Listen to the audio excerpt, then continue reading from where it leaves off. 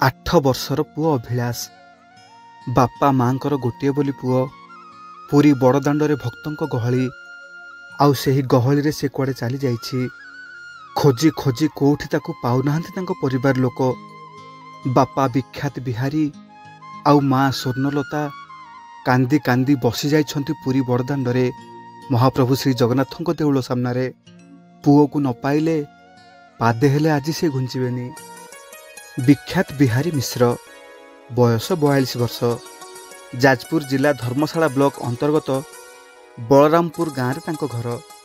ମାତ୍ର ଅନୁଗୁଳ ଜିଲ୍ଲାର ନୂଆହତା ସ୍କୁଲରେ ଶିକ୍ଷକତା କରନ୍ତି ବିଖ୍ୟାତ ବିହାରୀ ବାବୁ।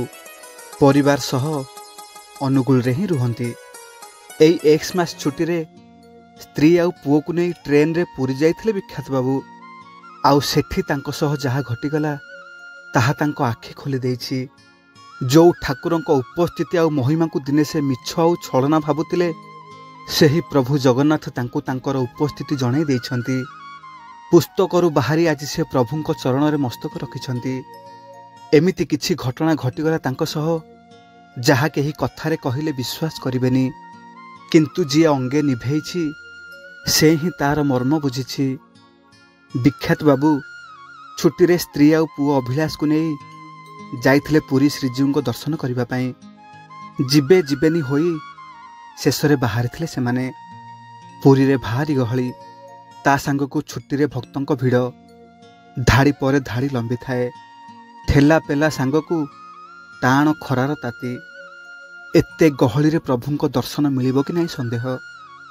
ଦୀର୍ଘ 4 ରୁ 5 ଘଣ୍ଟା ଲାଇନରେ ଛିଡ଼ା ହେବା ପରେ ବହୁତ ବିରକ୍ତକର ଅନୁଭବ କଲେ ବିଖ୍ୟାତ ବାବୁ। ଆଉ ସେଠୁ ଫେରି ଆସିବା ପାଇଁ ସ୍ତ୍ରୀଙ୍କୁ କହିଲେ।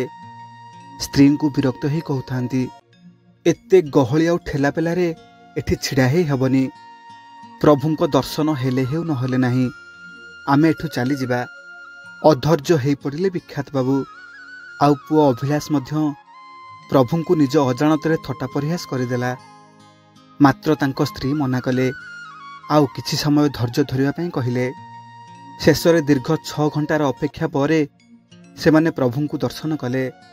ଆଉ ଭିଡ଼ ଭିତରେ ଯେତେବେଳେ ପ୍ରଭୁଙ୍କ ଦର୍ଶନ ସାରି ମନ୍ଦିର ବାହାରକୁ ଆସିଲେ, ହଠାତ୍ ତାଙ୍କର ନଜର ପଡ଼ିଲା ପାଖରେ ପୁଅ ଅଭିଳାଷ ନାହିଁ।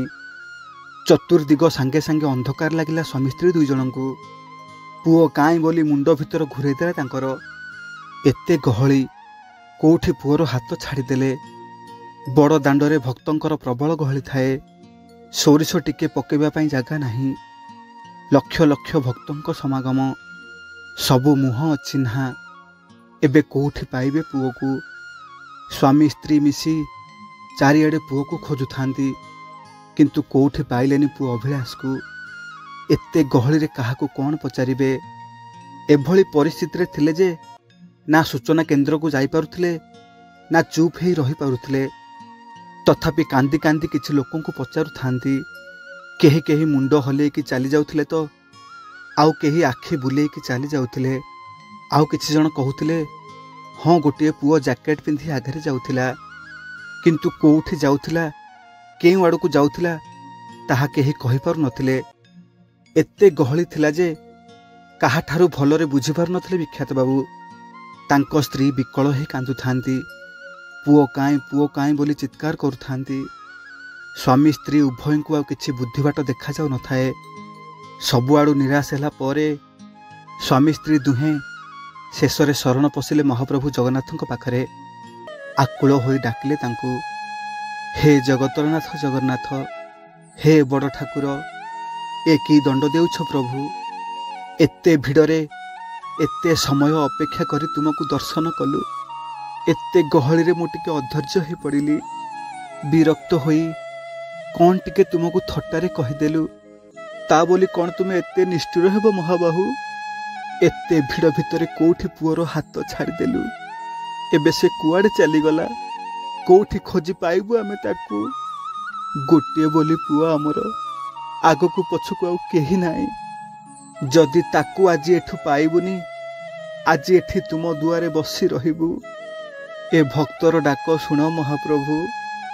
ତୁମେ ଯଦି ସତରେ ଅଛ, ମୋ ପୁଅକୁ ମୋତେ ଫେରେଇ ଦିଅ ମହାପ୍ରଭୁ। ଏମିତି କେତେ କଥା କହି ପ୍ରଭୁଙ୍କୁ ବହୁତ ଗୁହାରି କଲେ। ଆଉ ଗାଳି ମଧ୍ୟ ଦେଲେ। ସେ ତ ମନୁଆ ଠାକୁର, ସେ ପରା ଗାଳିଖିଆ ଦିଅଁ। ଭକ୍ତର ଗାଳିରେ ତାକୁ ଆନନ୍ଦ ମିଳେ।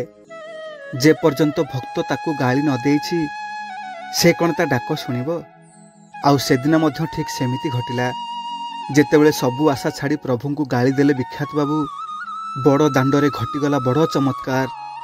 ବିଖ୍ୟାତ ବାବୁଙ୍କ ଆଖି ନିଜକୁ ବିଶ୍ୱାସ କରିପାରିଲେ ନାହିଁ। ତାଙ୍କ ପାଟିରୁ ଗାଳି ସରିନି, ଆଉ ସେ ଦୂରରୁ ଦେଖିଲେ ତାଙ୍କ ପୁଅ ଆସୁଛି। ଭିଡ଼ ଭିତରେ ପୁଅ ଅଭିଳାଷ ତାଙ୍କ ଆଡ଼କୁ ଆଗେଇ ଆସୁଛି। ବିଖ୍ୟାତ ବାବୁ ପୁଅର ଆସିବା ବାଟକୁ ଚାହିଁ ରହିଥାନ୍ତି। ଜଣେ ଲୋକ, ରଙ୍ଗ ଶ୍ୟାମଳ ବର୍ଣ୍ଣ, ବୟସ ଠିକ୍ ସେ ଜଣାପଡ଼ୁନଥାଏ, ତାଙ୍କ ପୁଅକୁ ଭିଡ଼ ଭିତରେ ବାଟ କଢ଼େଇ ଆଣୁଛନ୍ତି। ବିଖ୍ୟାତ ବାବୁଙ୍କୁ କେଜାଣି କାହିଁକି ଏମିତି ଅନୁଭବ ହେଉଥାଏ, ଯେମିତି ସ୍ୱୟଂ ଜଗନ୍ନାଥ ତାଙ୍କ ପୁଅକୁ ଭିଡ଼ ଭିତରୁ ଖୋଜି ଆଣି ତାଙ୍କ ପାଖକୁ ନେଇ ଆସୁଛନ୍ତି। ସେ ବ୍ୟକ୍ତିଙ୍କ ଭିତରେ ବିଖ୍ୟାତ ବାବୁ ସ୍ୱୟଂ ପ୍ରଭୁ ଜଗନ୍ନାଥଙ୍କୁ ଦେଖୁଥାନ୍ତି। ଓଃ କି ଦୃଶ୍ୟ! ଭାବରେ କିଛି ସମୟ ହଜିଗଲେ ସେ। ଆଉ ହଠାତ୍ ଧ୍ୟାନ ଭଗ୍ନ ହେବା ବେଳକୁ ତାଙ୍କ ପୁଅ ଅଭିଳାଷ ଆସି ତାଙ୍କ ପାଖରେ ଛିଡ଼ା ହେଇଛି। ପ୍ରଥମେ ତ ବହୁତ ରାଗିଗଲେ ସେ, ଆଉ ପୁଅକୁ ବହୁତ ଗାଳି ଦେଲେ, କିନ୍ତୁ ନିଜର କୋହକୁ ସମ୍ଭାଳି ପାରିଲେନି। ପୁଅକୁ କୁଣ୍ଢେଇ ଧରି କାନ୍ଦି ପକେଇଲେ। କାନ୍ଦି କାନ୍ଦି ପୁଅକୁ କହୁଥାନ୍ତି, କୁଆଡ଼େ ଚାଲି ଯାଇଥିଲୁ ତୁ? ଆଜି ତତେ କ'ଣ ଆମେ ଆଉ ପାଇଥାନ୍ତୁ? ବାପା ମାଆଙ୍କୁ ଅନ୍ଧ କରିଦେଇ କୁଆଡ଼େ ଚାଲି ଯାଇଥିଲୁ ଧନ? ପୁଅକୁ ଏମିତି କହି କିଛି ସମୟ କାନ୍ଦି ପକେଇଲେ ବିଖ୍ୟାତ ବାବୁ। ଏହାପରେ ଆଖିରେ ଲୁହ ପୋଛି ସେହି ବ୍ୟକ୍ତିଙ୍କୁ ଧନ୍ୟବାଦ ଦେବେ ବୋଲି ଯେତେବେଳେ ଦେଖିଲେ ସେଠି କେହି ନାହାନ୍ତି, ଚାରିଆଡ଼େ ଚାହିଁଲେ। ସେ ଯେଉଁ ବ୍ୟକ୍ତିଙ୍କୁ ଦେଖିଥିଲେ, ଯିଏ ତାଙ୍କ ପୁଅକୁ ବାଟ କଢ଼େଇ ଆଣିଥିଲା, ସେଭଳି ଲୋକ ସେଠି ଆଖପାଖରେ କେହି ନାହାନ୍ତି। ତେବେ ସେ କାହାକୁ ଦେଖିଥିଲେ? ଆଉ ହଠାତ୍ ସେ କୁଆଡ଼େ ଚାଲିଗଲେ? ଏସବୁ ଦେଖି ନିଜକୁ ବିଶ୍ୱାସ କରିପାରୁନଥାନ୍ତି ବିଖ୍ୟାତ ବାବୁ। ଏତେ ଭିଡ଼ ଭିତରେ ପୁଅକୁ ଫେରି ପାଇଲେ। ସେ ମନେ ମନେ ଭାବୁଥାନ୍ତି, ପୁଅ ନିଜେ ନିଜେ ଚାଲି ଆସିଲା, ନା ପ୍ରଭୁ ତାକୁ ଆଣି ମୋ ପାଖରେ ଛାଡ଼ି ଦେଇ ଗଲେ? କିଛି ବୁଝିପାରୁନଥାନ୍ତି ସେ। ଏତେ ଛୋଟ ପିଲାଟିଏ, ଏତେ ଗହଳିରେ ସେ କେମିତି ଖୋଜି ପାଇଲା ଆମକୁ? ଏହା ତ ଅସମ୍ଭବ। ତେବେ କ'ଣ ସତରେ ଏହା ପ୍ରଭୁଙ୍କ ଲୀଳା? କିଛି ସମୟ ପୂର୍ବରୁ ସେ ପ୍ରଭୁଙ୍କୁ ଥଟ୍ଟା ପରିହାସ କରୁଥିଲେ, ଦର୍ଶନ ନ କରି ଫେରିଯିବେ ବାହାରିଥିଲେ। ତେବେ କ'ଣ ପ୍ରଭୁ ତାଙ୍କ ମହିମା ଦେଖେଇଲେ? ସତରେ ପ୍ରଭୁ ଅଛନ୍ତି, ଏ ବିଶ୍ୱାସ ତାଙ୍କର ବଢ଼ିଗଲା। ବଡ଼ ଦାଣ୍ଡରେ ନତମସ୍ତକ ହୋଇ ପ୍ରଭୁଙ୍କୁ ମୁଣ୍ଡିଆ ମାରିଲେ ସମସ୍ତେ। ଆଉ ଭଲରେ ଭଲରେ ପ୍ରଭୁଙ୍କ କୃପାରୁ ଘରକୁ ଫେରି ଆସିଲେ। ଆଉ ଆଜି ମନେ ମନେ ଭାବୁଛନ୍ତି ବିଖ୍ୟାତ ବାବୁ, ସେଦିନ ସେହି ବ୍ୟକ୍ତି ଜଣକ କିଏ ଥିଲେ? ସତରେ ସେ କ'ଣ ମୋ ପ୍ରଭୁ ଜଗନ୍ନାଥ ଥିଲେ, ନା ଆଉ କେହି? କି ମାୟା ସେ କଳା ଠାକୁରଙ୍କର! ଦେଖିଲା ଲୋକ ବି ନିଜକୁ ବିଶ୍ୱାସ କରିପାରିବନି, ଆଉ ଶୁଣିବା ଲୋକ ବା କେମିତି ସତ ଭାବିବ। କିନ୍ତୁ ତାଙ୍କର ଲୀଳା ଅପାର। ବୁଝିବା ଲୋକଙ୍କୁ ତାଙ୍କର କଥା ପଦିଏ ବହୁତ ଅଧିକା। ତାଙ୍କର ମହିମା ଯିଏ ପାଇଛି ସେ ହିଁ ଜାଣିଛି।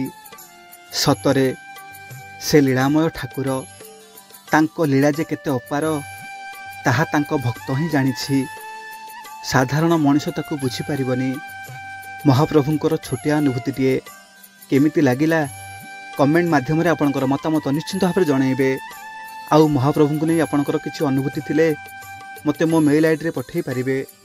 ଆଉ ଆମ ଚ୍ୟାନେଲକୁ ସବସ୍କ୍ରାଇବ୍ କରିନଥିଲେ ସବସ୍କ୍ରାଇବ୍ କରିଦେବା ପାଇଁ ଅନୁରୋଧ। ଆଜି ପାଇଁ ରହୁଛି। ଜୟ ଜଗନ୍ନାଥ।